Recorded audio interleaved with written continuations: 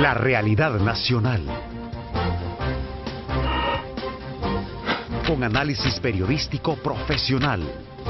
Los temas de país abordados con profundidad y credibilidad.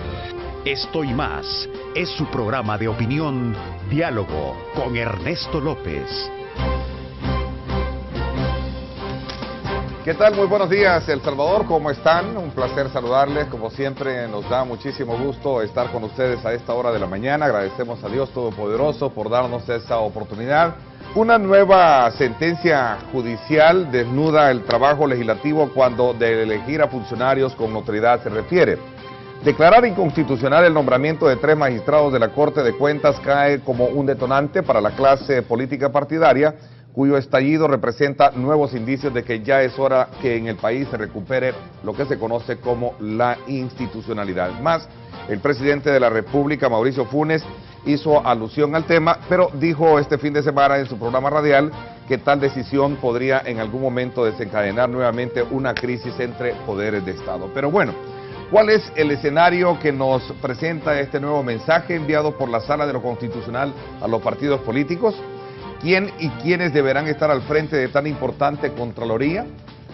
Interesante tema el que vamos a tener esta mañana con nuestros invitados de hoy. Primero hay que decir, y creo yo que es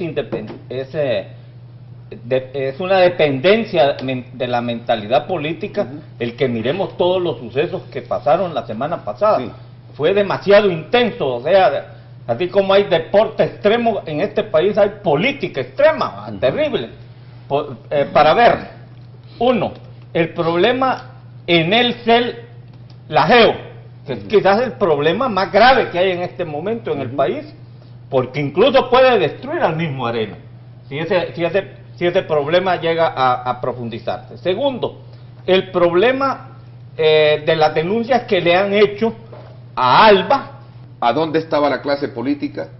¿A dónde quedó la clase política a la hora de establecer un acuerdo entre un bien de Estado y un bien público? Y una empresa privada, internacional. ¿Y un bien privado? Sí. Esa es una de las primeras preguntas. Se establece en la Constitución, en el artículo 195 en adelante, los requisitos para ser magistrados de la Corte de Cuentas. Y concretamente el artículo 198 de la Constitución de la República establece que para ser magistrados de la Corte de Cuentas de la República es necesario estar en el goce de los derechos del ciudadano. Y uno de los derechos del ciudadano es precisamente la pertenencia o afiliación o ingreso a los partidos políticos. Y esa es una exigencia del artículo 198 de la Constitución de la República. Es decir, que una persona que no está en el goce de los derechos del ciudadano, que no pueda optar a ingresar o a pertenecer a un partido político, no puede ser miembro de la Corte Suprema de Justicia. Es completamente al revés, como lo ha interpretado la Sala de lo Constitucional. Y no es necesario ser científico para entender lo que dice el artículo 198 de la Constitución. Y finalmente, la sentencia de los 4 magistrados de la Sala de lo Constitucional, porque el señor presidente de la Sala y de la Corte ha justificado, ha razonado su voto, y dice por qué razón él no está de acuerdo. Y me parece atinada la posición del señor presidente de la Corte. Los 4 magistrados justifican la declaratoria de inconstitucionalidad de esa elección de segundo grado porque la Asamblea Legislativa no justificó en el decreto donde los elige la competencia notoria, ¿verdad?, la moralidad notoria de los magistrados electos. Lo que establece precisamente los artículos 218, donde dice que los funcionarios públicos están al servicio del Estado. Los funcionarios y empleados públicos estarán al servicio de y no de una fracción política determinada. No podrán prevalecerse de sus cargos para hacer política partidista. Y el artículo 235 de la Constitución, que establece que todo funcionario civil o militar, antes de tomar posesión de su cargo, protestará bajo su palabra de honor ser fiel a la República, cumplir y hacer cumplir la Constitución, lo que indica que los magistrados al mismo tiempo, además de ese control republicano que tienen entre órganos, también tienen el deber de hacer que se cumpla la Constitución, y en ese sentido es que ellos asumen competencia. El decreto legislativo que contiene su elección no se fundamenta la competencia y la honradez notoria. Y el segundo motivo por el que los destituye es por pertenecer a un partido político. A ver, todas esas dos cosas. Pero ¿qué es lo que sucede? Demostrar la capacidad notoria y la honestidad o moralidad es una cuestión difícil, más entre abogados, ¿verdad? Que ahí hay abogados, es casi todos tienen denuncia por A o B motivo. Pero la capacidad notoria, esa es una cuestión que se prueba. Porque la moralidad no, porque es privada. Es que aunque tengas título, puede ser que no tengas ninguna capacidad. Que nunca hayas ejercido. Que nunca hayas ejercido o que seas tonto de nacimiento. Esa es la capacidad. Ese es un punto. Y que haya salido de una universidad privada de esa chueca, peor todavía. Esa ya es prueba de incapacidad notoria. Pero el colega panelista es el representante de las universidades privadas. No, pues, pero no es representante. Pero viene el otro problema. El otro problema es de la como lo explicó, que no lo quiero explicar, el problema de la fracción política. La legalidad de Ulises yo no la puedo discutir. Pero yo quiero decir una cosa. Hay personas, si se hiciera lo que estos magistrados quieren, nadie podría llegar a la Corte de Cuentas. Pero hay personas que llegan y son competentes y son honorables. O sea que ahí llegan a hacer un cumplimiento, aunque no lo sean, quieren permanecer en el cargo. Yo los hubiera quitado a estos de la Corte de Cuentas, primero porque ni siquiera vieron el caso de Enel, Cel y la GEO, no lo vieron. ¿Eso qué es? Eso sí ya da lugar a una inmoralidad. A dudar de la competencia. A dudar de la competencia. Y a no cumplir con los deberes que le corresponden a la Corte de Cuentas. Pero es que nadie ha llevado ese caso acá, doctor, nadie ha ido a la Corte por ese caso, a poner un recurso. No sé. No, si es que no hay necesidad. La misma sala tendría que... No, es que por ejemplo el Ministerio de Hacienda, ahí en la Constitución dice que pertenecen a la hacienda pública los bienes raíces. El ministro de Hacienda tenía que ir. Es una cosa y la Corte de Cuentas no tiene nada que ver en eso. Pero es que lo que Héctor Antonio se refiere... No, ¿cómo es que no lo tiene que ver la Corte de Cuentas? Y tiene que para fiscalizar el Estado las autónomas. Por eso, en sus actuaciones. Sí, pero es que yo creo que es otra cosa. El discurso de Héctor Antonio se refiere a las obligaciones oficiosas que tiene la Corte de Cuentas. Las obligaciones, dentro de las obligaciones de la ley de la Corte de Cuentas y de su reglamento están vigilar, fiscalizar los ingresos y los egresos de los fondos públicos, es decir, y de los bienes públicos, es decir, si en ese caso hubo una privatización, como se le quiera llamar, en el caso de Enel, en el caso de la GEO Enel, debió la Corte de Cuentas determinar la legitimidad, la procedencia o improcedencia de ese acto jurídico tan relevante y tan perjuicioso para los intereses económicos del Estado de El Salvador, y no se hizo. Por eso lo hubiera destituido. Pero es que el tema va más allá, el problema es más allá. Es que ahora se quiere... Eso no da recursos para esas pero es que ellos tenían que vigilar todo. Dice igual lo que sucede con las alcaldías. Todo el mundo sabe que son corruptas, que cobran el 10, 12, hasta el 20% por las licitaciones. Sí. ¿A dónde está? ¿Cuándo ya tienen más de un año y nunca han dicho nada de eso? Y todo el mundo lo sabe. Y todo el mundo ejerce esa corrupción en este país. O sea, por eso yo los hubiera destituido.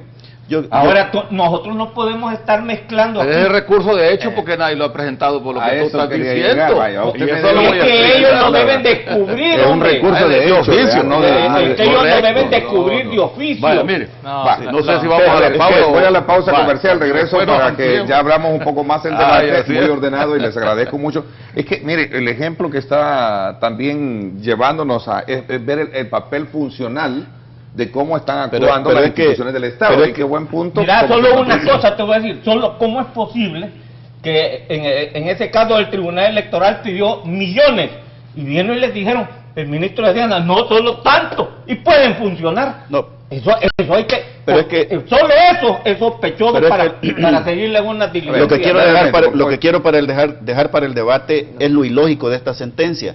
Ahora se viene a reclamar y a satanizar la pertenencia de estos señores a un partido político. Solo les pregunto, ¿y el expresidente por décadas de la Corte de Cuentas, el doctor Hernán Contreras, no pertenecía a un instituto político y nadie dijo nada?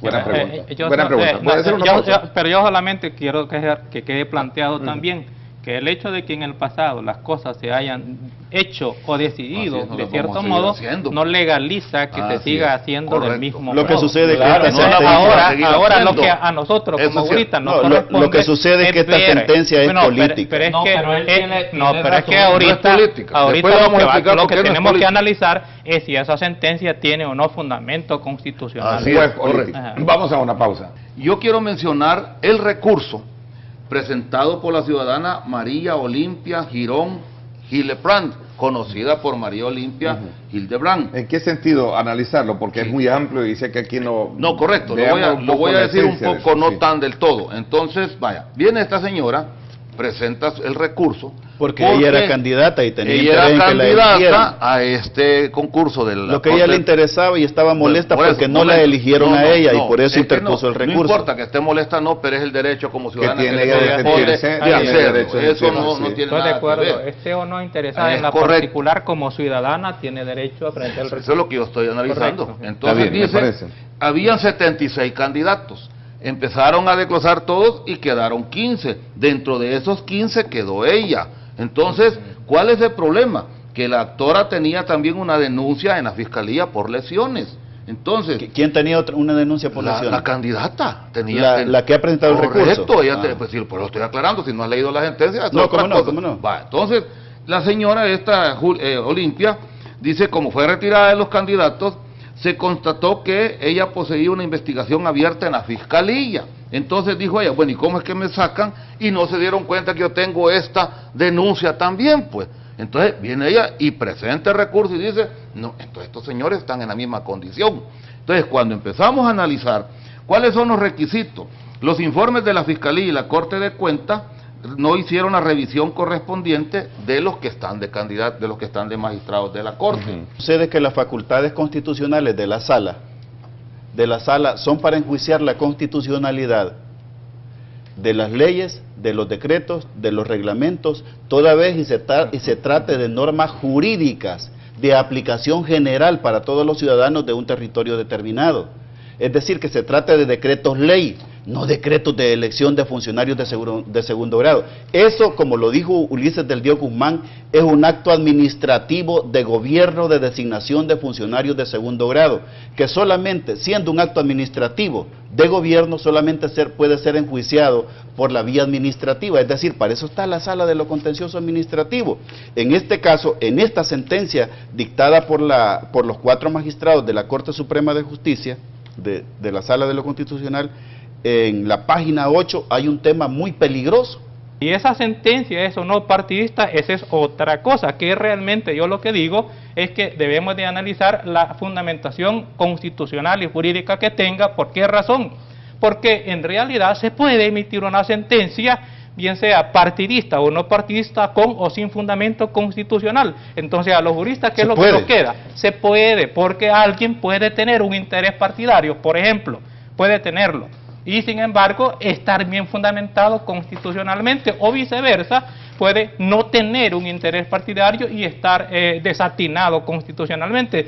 Sí, el problema aquí es que sí tiene razón en parte Ulises, de que dice que lo que sucedió en el pasado ya no debe permitirse que así continúe sucediendo, pero para el caso, como lo decía anteriormente, el señor expresidente de la Corte de Cuentas, el doctor Hernán Contreras, era del dominio público, que pertenecía a un instituto político, y nadie reclamó sobre eso. Nadie reclamaba. ¿Por qué ahora que Gregorio Sánchez Trejo, al menos a Gregorio Sánchez Trejo, yo no le conozco filiación política? El único que le conoce filiación política es a Rovira. Es que si es reprochable, pues entonces también el caso más grave, el caso más grave, investigador de cargos públicos, el caso más grave es de que se interpone un recurso de inconstitucional indebido, pero además se interpone un recurso de inconstitucionalidad infundado, porque dicen de que no se ha acreditado la competencia, la honradez notoria de los señores magistrados,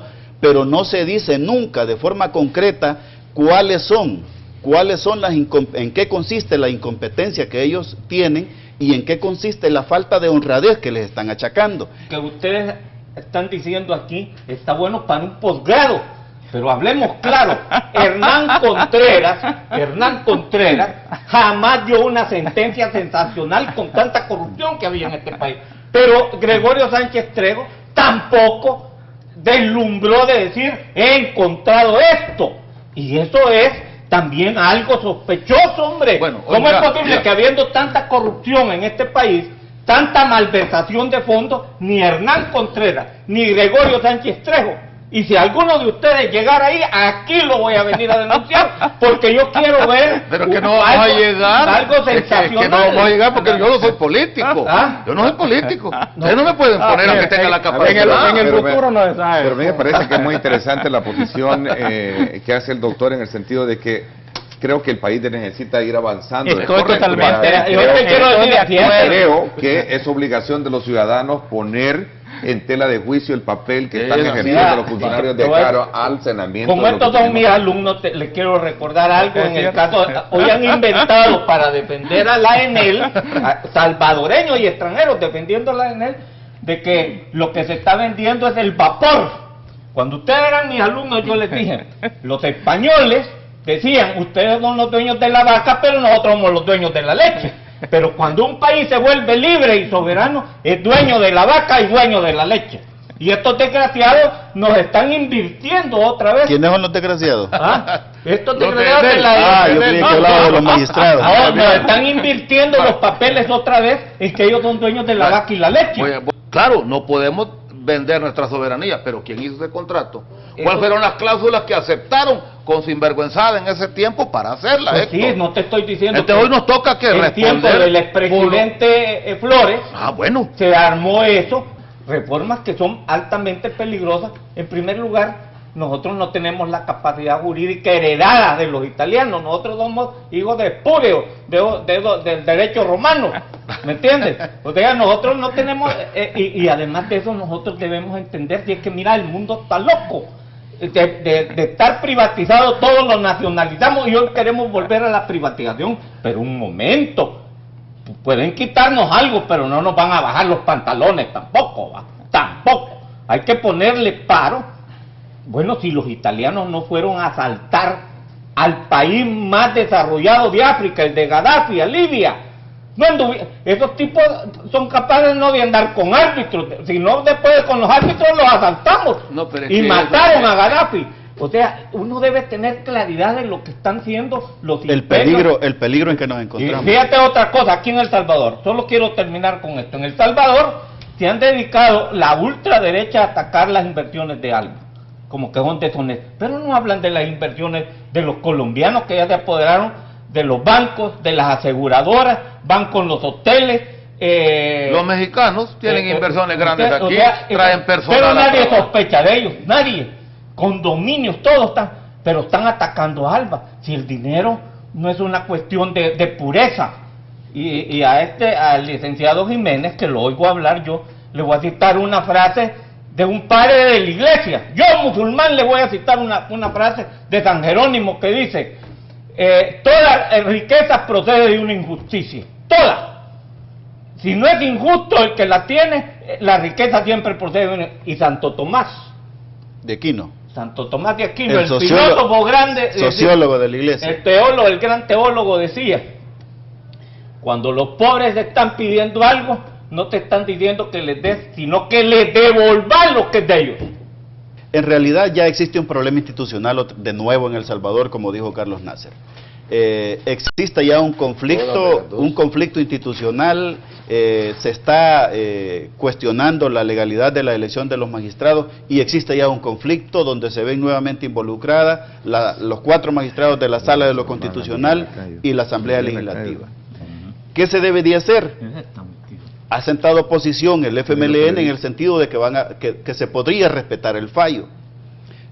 ¿cuál es la solución? La solución sería, de la lista que tienen, elegir o ratificar la elección de los magistrados y acreditar de forma suficiente, como lo ha ordenado los 4 magistrados, fundamentar de forma suficiente la honradez y la competencia notoria de los magistrados que se vayan a elegir. El problema de la Corte de Cuentas, Ernesto, es que es una institución que tiene la obligación constitucional y legal de fiscalizar todas las instituciones del Estado, las autónomas, los municipios, pero es un organismo demasiado pequeño.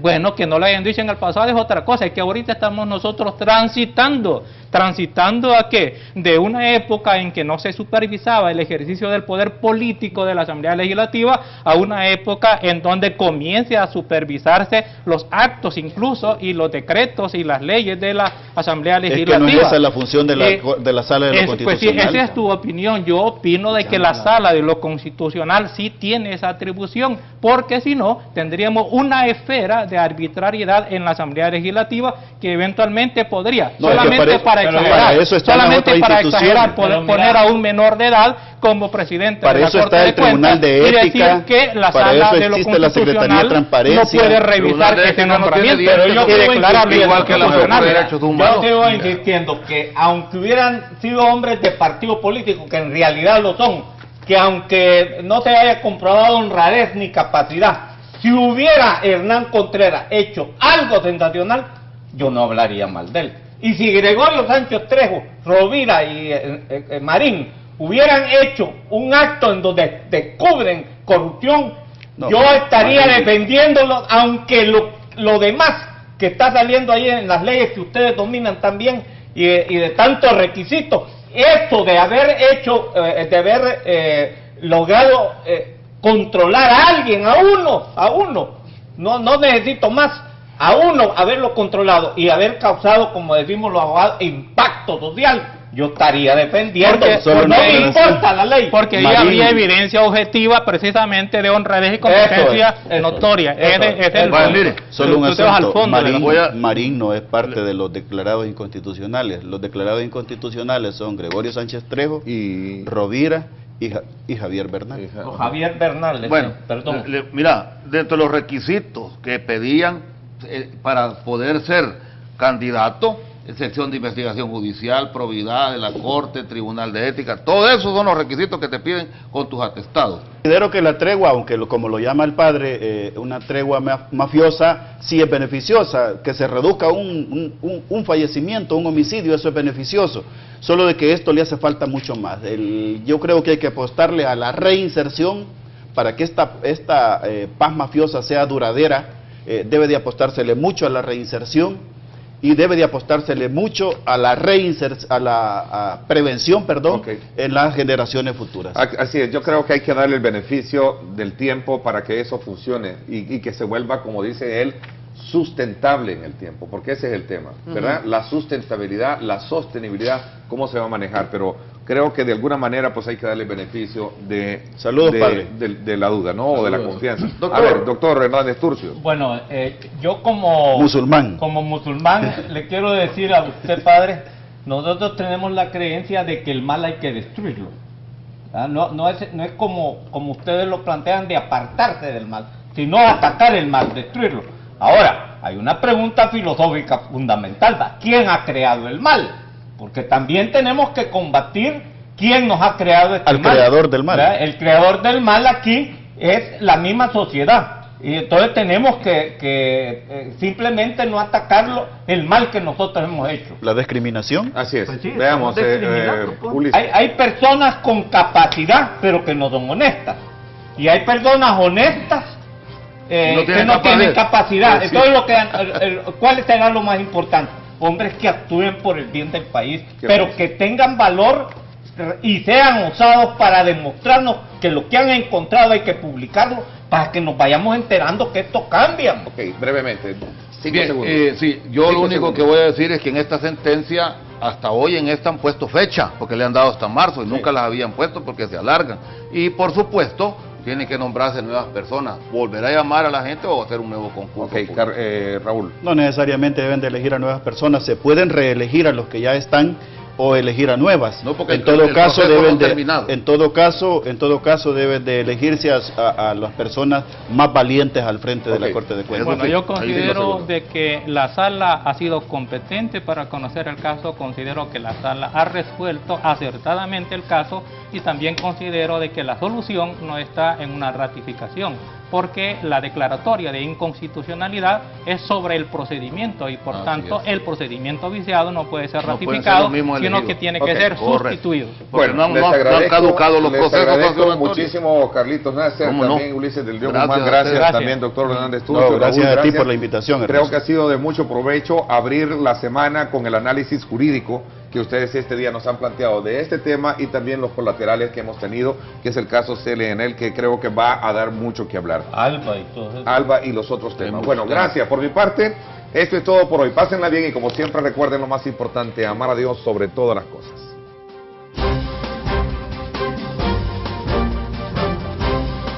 La realidad nacional. Con análisis periodístico profesional. Los temas de país abordados con profundidad y credibilidad. Esto fue Diálogo con Ernesto López.